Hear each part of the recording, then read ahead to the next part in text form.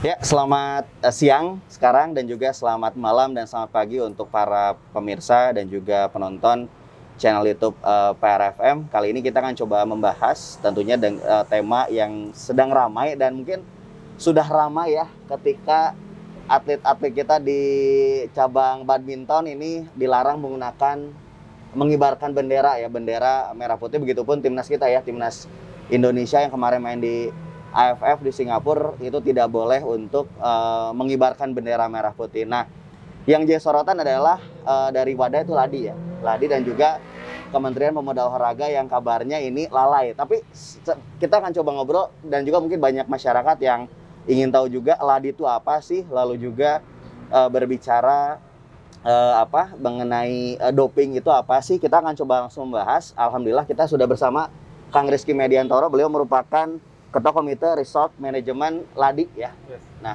apa kabar Kang Kim? Baik, Kang Kim ya, sapaannya Kang Kim ya. Baik, Kang Rizky atau Kim aja nih? Kang Rizky boleh. Rizky aja ya.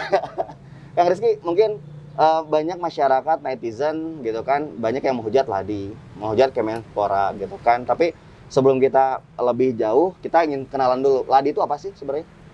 Ya Kang, jadi halo pemirsa semua PRFM. Kenalkan saya Rizky Mediantoro, temannya Kang Fauzi.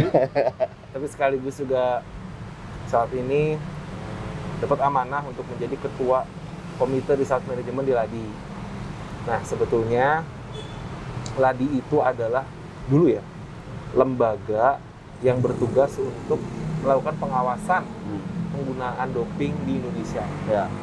Seperti singkatannya kan Lembaga Anti Doping Indonesia. Nah, dulu Ladi berdiri itu tahun 2002. Hasil dari konvensi UNESCO dan juga konvensi anti doping di Prancis. Akhirnya kita meratifikasi pada saat itu melalui undang-undang SKN dan akhirnya terbentuklah Ladi.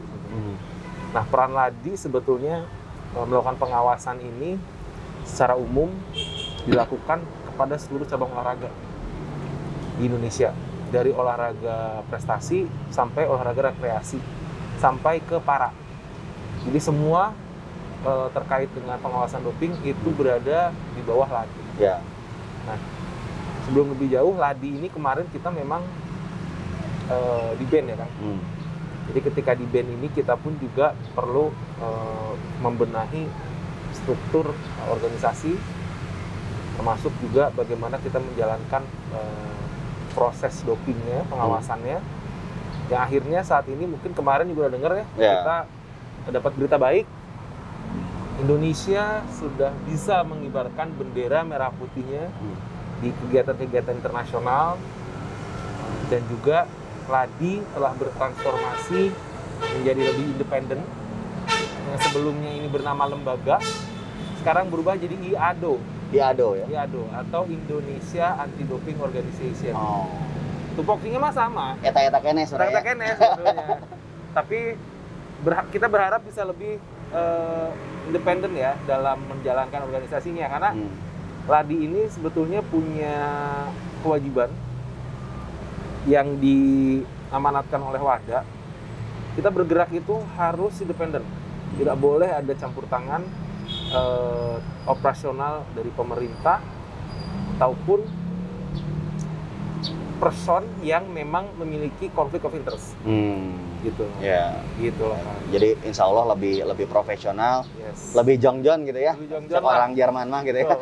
Baik, itu ya. Jadi itulah seputar Ladi sendiri. Tapi kalau kita masuk nih soal awal mula, karena kan gini, netizen kita suka tidak suka literasinya kurang, Kang. Ketika dapat informasi ini gara-gara Kemenpora, ada yang nyalain Kemenpora gitu kan, ada yang nyalain Ladi sendiri. Nah, awal mulanya kenapa sih itu tuh? Apakah memang ya ini saya tangkap dari beberapa netizen tuh, oh ternyata atlet kita nih ada yang pakai doping. Nah, sebenarnya apa sih yang terjadi kemarin?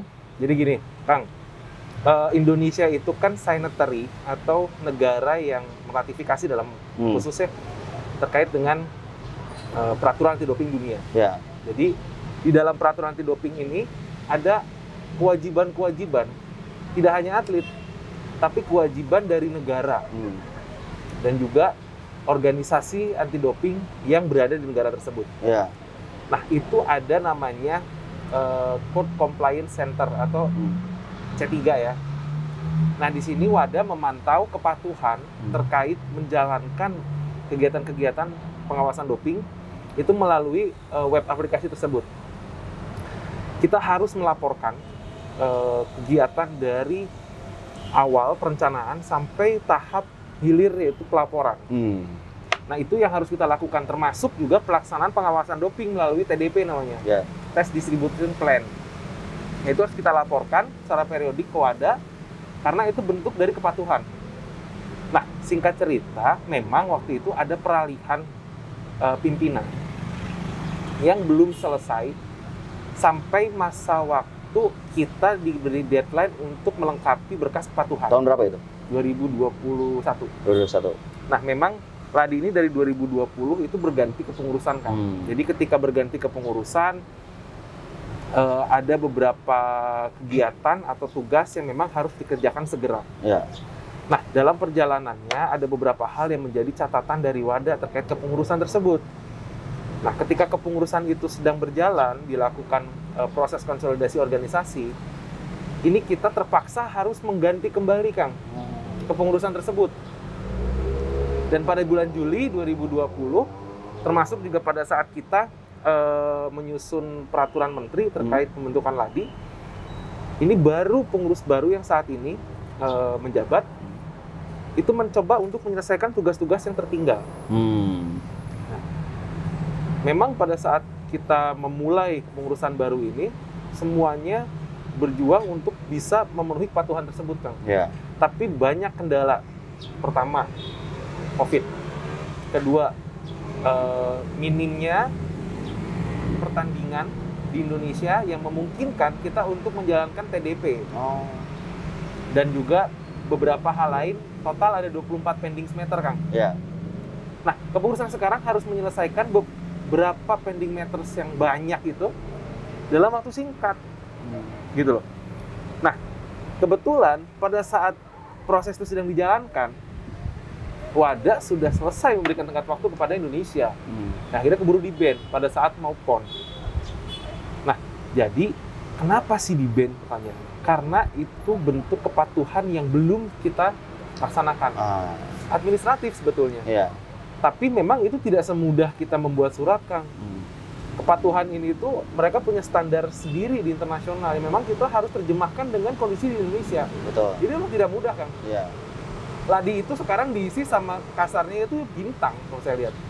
Bagaimana ketuanya adalah dokter kepresidenan, terus sekjennya itu adalah direktur rumah sakit.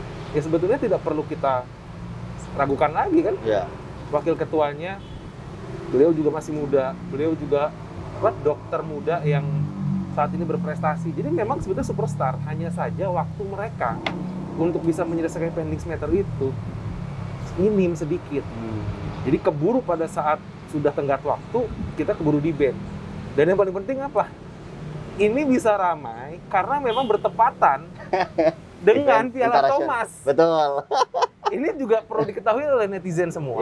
Bahwa Ladi pernah di-ban juga kok 2016. Saya udah ada di situ. Itu pas 2016 pas kegiatan. Sebelum PON. Sebelum PON ya? Sebelum PON juga.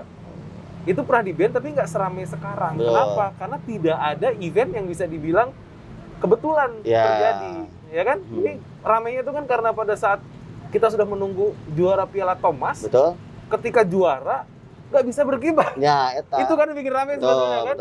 Nah, itu kebetulan. Tapi saya juga melihat begini. Ini ada hikmahnya, Kang. Karena akhirnya semua orang itu paham tentang pentingnya organisasi ini. Gitu loh. Jadi Ladi itu juga adalah organisasi yang memang dibutuhkan negara untuk keberlangsungan peningkatan prestasi. Gitu loh. Dulu kita, ya apa sih Ladi? Ngurusin doping, ngurusin urin, sampel kan gitu ya. Tapi sebetulnya di luar itu, ini kita punya peran penting gitu loh dalam pembinaan olahraga di Indonesia, di suatu negara ya. Karena di luar negeri pun juga mereka mempunyai struktur yang memang bekerja sesuai dengan tupoksi yang diminta oleh WADA. Gitu. Jadi intinya begitu.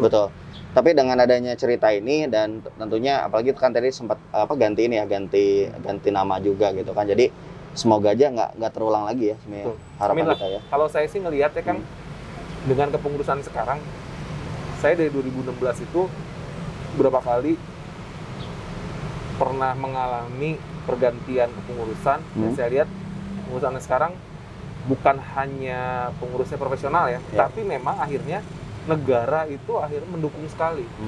Bagaimana Pak Deputi, Pak Asdep, sampai ke Pak Presiden, Pak Menteri, itu benar-benar Keladi ini fokus. Lagi kemarin, pada saat kita di band itu, ada langsung arahan dari Presiden kalau tolong Ladi ini diprioritaskan. Cepat sekali Kang prosesnya, luar biasa. Jadi memang proses pencabutan yang harusnya biasanya 1 tahun, 2016 tahun, kita hanya beberapa bulan. Betul. Gitu loh Kang. Jadi karena apalagi tekanan dari netizen yang galak-galak ya. Galak-galak netizen kita ya. Bisa dikatakan galak-galak. Tapi gitu. itu bentuk satu pengawasan kan. Betul. Jadi kita juga harus memandang hal tersebut menjadi hal yang positif. Kalau nggak kayak gitu Kang, ini kita nggak mungkin selesai nggak 3 bulan. Iya. Gitu. Baik ya. Jadi itulah the power of netizen Indonesia. Netizen do your magic. Ya, gitu ya. Tapi oke lah itu organisasi dan juga persoalan yang semoga saya tidak terulang lagi. Nah sekarang banyak masyarakat yang saya pun jujur masih awam. Doping itu apa sih? Pertama gini, karena banyak yang kita tahu juga doping itu apakah obat, apakah tumbuhan, apakah jamu dan sebagainya gitu kan. Nah, doping itu apa sih? Sebetulnya gini Kang, doping itu adalah pelanggaran. Jadi doping itu bukan zatnya, bukan obatnya, tapi pelanggarannya. Jadi di Kode Anti Doping Dunia tahun 2021 sama dengan 2015 itu menyebutkan ada 11 pelanggaran. 11 pelanggaran itu pertama, pelanggaran pasal 2.1 itu menjelaskan bahwa ditemukannya zat terlarang dalam urin. 2.2 mencoba atau menggunakan zat terlarang. 2.3 seterusnya sampai mengelak, tidak bisa diketahui keberadaannya, seperti ghosting ya. Itu pun termasuk pelanggaran doping. Doping ya. Whereabout namanya. Sampai apabila ada orang yang menghasut untuk tidak atau melakukan sesuatu terkait doping, itu pun juga pelanggaran dan disebut doping. Jadi doping itu bukan zatnya, doping itu pelanggarannya. Dari pelanggaran 2.1 sampai pelanggaran 2.11. Nah di Indonesia yang paling banyak itu sebetulnya di 2.1 dan 2.2 ditemukan dan menggunakan. Gitu. Jadi gini Kang, kan atlet itu setiap bertanding pasti mengonsumsi suplemen. Betul. Dan tidak hanya suplemen, ada obat yang memang mereka konsumsi karena kondisi fisiknya. Contoh, Kang Fauzi mau main bola, pon nih, atau main olahraga menembak. Hamin 1 pertandingan, Kang Fauzi pusing, minum salah satu obat yang di dalamnya ada zat doping, yang terkategori doping. Contoh, zat dexamethasone, itu biasanya kan untuk pegel linu. Akan minum tuh, karena pusing. Besoknya akan bertanding, menang, dites urinnya. Di laboratorium di luar negeri, karena kita belum punya laboratorium standar. Di luar negeri di mana nih? Yang paling kemarin Indonesia? Qatar. Oh di Qatar ya? Yang Qatar, 2016 India. Nah setelah di sana dites, keluar tuh ada dexamethasone. Keluar hasil lab yang menyebutkan akan statusnya AF, namanya Adverse Analytical Finding. Itu adalah temuan merugikan dan sudah salah. Nah ini juga perlu dicermati. Dengan ditemukannya zat doping atau zat terlarang di urinase, itu tidak ada istilah presumption of innocence atau praduga tidak bersalah, bukan. Itu udah bukti empiris bahwa Akang itu udah bersalah. Gitu. Nah pertanyaannya, masa sih saya minum obat warung aja kok kena doping? Nah, jangankan obat warung Kang, Akang boleh menggunakan zat yang terkategorinya steroid. Dan itu kan nggak bisa kita temukan di warung. Boleh, tapi asal dalam rangka terapi. Makanya ada namanya TUE, Therapeutic Use Exemption. Jadi kalau misalnya Akang mau pertandingan besok, udah saya pusing, ngobrol sama dokter kontingen. Itu. Bos, saya pusing nih. Kasih obat dong, ini obatnya ini. Coba saya minta surat dokter untuk mengajukan TUE. Dikasih, ngajuin TUE ke Ladi. Om, saya mengkonsumsi obat ini karena pusing. Ladi akan melihat, oh oke, kita granted. Dan itu menjadi lampiran pada saat nanti akan pas tes ya? Pada saat tes. Jadi pas tes misalnya keluar dexamethasone, tapi ada lampirannya. Dan juga dideklarasiin di DCF, Doping Control Form. Oh ini ada TUE-nya, itu dideklarasiin.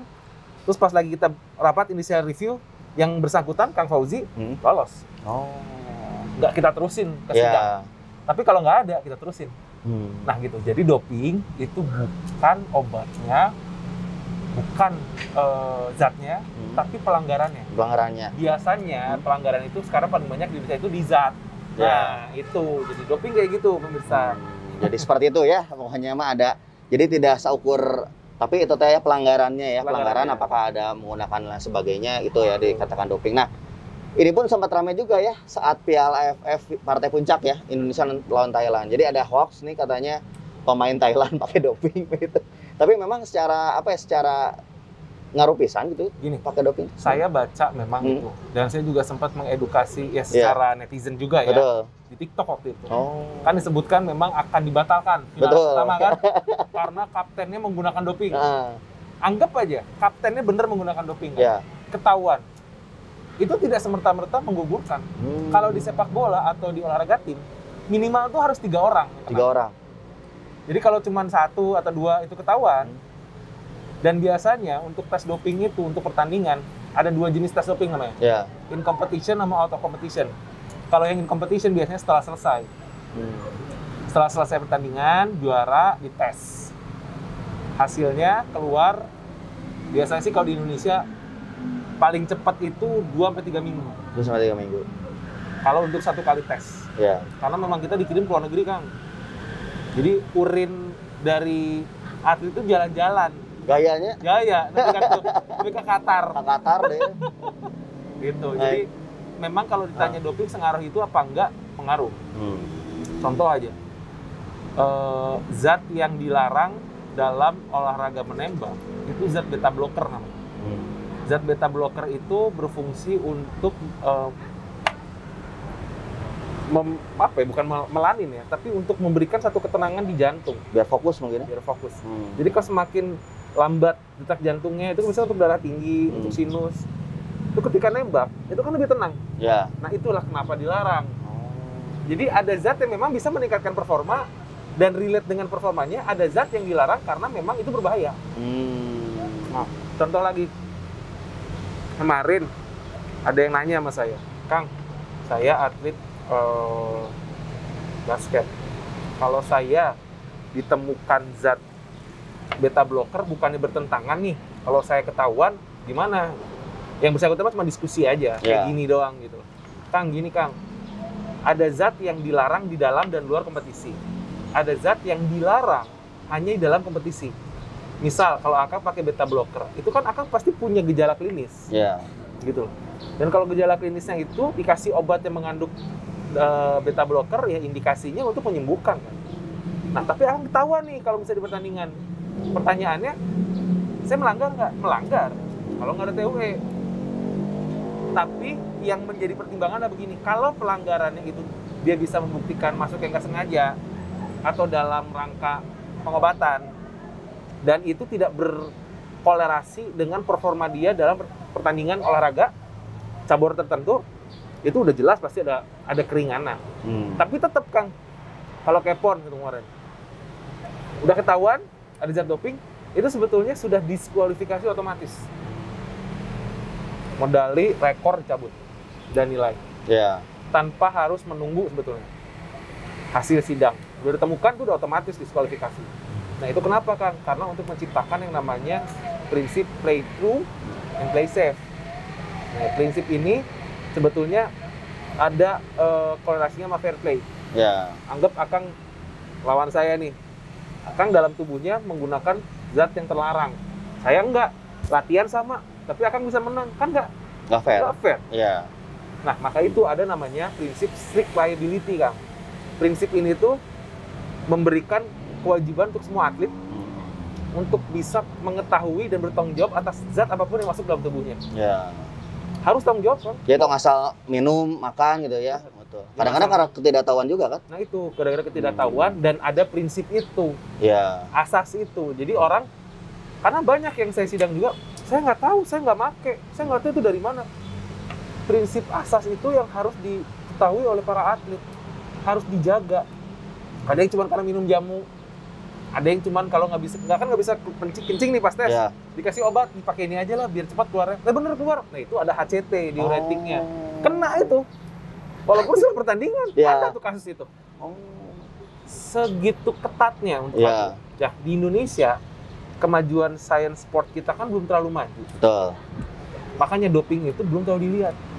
Tapi dengan perkembangan waktu sekarang, sains sportnya udah maju, terus doping apalagi kemarin ada masalah lagi. Orang tuh jadi aware. 2016 atlet yang kena doping sama 2021 kemarin jumlahnya turun. Turun ya? Turun. Karena atlet udah tahu, udah paham. Ya. Mereka udah wanti-wanti ke diri mereka, jangan sampai minum ini, minum itu. Dan yang kena jelas sekarang mah udah pasti nggak paham atau sengaja. Gitu. Nah, dua itu ya. Tapi sedikit terakhir mungkin sedikit mereminding nih kasus yang paling ramai nih di internasional ya, yang kasus dopingnya cukup ngeri dan paling diingat tuh ada nggak kasus ada yang dong. Itu siapa tuh sepeda tuh, Lance Armstrong. Itu yang paling teringat. Oh iya benar-benar 2000 berapa dia? 2000-an tahun atau 90-an ya? Jadi dulu Lance Armstrong itu dia menggunakan, udah ada tuh dulu tes doping lewat urin. Tapi kemajuan sains sportnya belum semaju itu. Nah dia menggunakan dopingnya, zat itu tuh lewat darah. Jadi dia darahnya diambil, diolah, dimasukin lagi ke tubuhnya. Kalau di urin nggak ketahuan. Iya ya. Dulu seramai itu tuh, sampai pada akhirnya ketahuan tuh di akhir semua medalinya dia cabut semua. Mundur ke belakang, retroaktif jadi. Karena ya dianggap nggak fair gitu. Nah itu yang paling rame gitu. Menggemparkan ya. Tahun 90-an berarti ya tadi ya? 90-an. Dan itu mungkin bisa ada filmnya kok. Ada filmnya ya? Ada filmnya, Lance Armstrong ada filmnya. Sampai dibikinin film gitu loh. Karena itu memang paling fenomenal kan. Betul. Dan itu masih diingat sampai sekarang. Tapi masih banyak sih kasus di Indonesia, di Singapura. Malah ada yang kena doping, kena pelanggaran karena apa? Mohon izin, berciuman. Jadi saya atlet, saya mau tanding. Akang, pacar saya. Akang tuh mengonsumsi sesuatu yang ada zat berbahayanya. Sebelum bertanding, saya make out ciuman sama Akang. Tanding lah, dites, ketahuan. Diturut-turut ternyata apa? Dia nggak pakai segala macam. Akhirnya coba pacarnya pakai ini, ternyata iya kontaminasinya dari kissing. Kena loh. Ngeri juga ya. Beneran Kang. Jadi hati-hati ya atlet ya. Jangan sembarangan berciuman sebelum pertandingan. Jadi tanya dulu ke pacarnya ya atau ke istrinya ya. Harus sudah sah ke istrinya dong. Ke istri atau ke suaminya. Ke suaminya. Ya.